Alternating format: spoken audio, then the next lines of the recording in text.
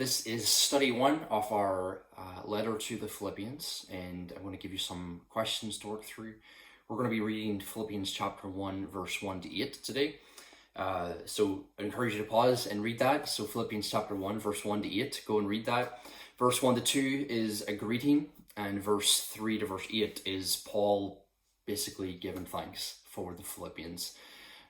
It's very encouraging, especially in light of the circumstances that Paul is in, to see his attitude towards just being thankful and being full of joy. So here's some questions for you to work through, just three. And question one, what are Paul's emotions in verse 3 to 8? What are Paul's emotions in verse 3 to 8? Question two then is, how does Paul encourage unity in verse 1 to 8? So how does Paul encourage unity? And it's a little bit subtle.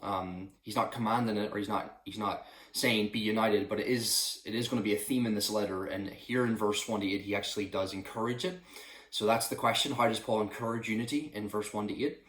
And then the third question is, what is Paul's relationship to the Philippians like in verse 3 to 8? What is his relationship to them like in verse 3 to 8? So it's a very short video today because there's no answers to give you, but the next one will have answers to these questions plus questions for the next section as well. So please work through those. I would encourage you to dig into the word, spend a little bit of time.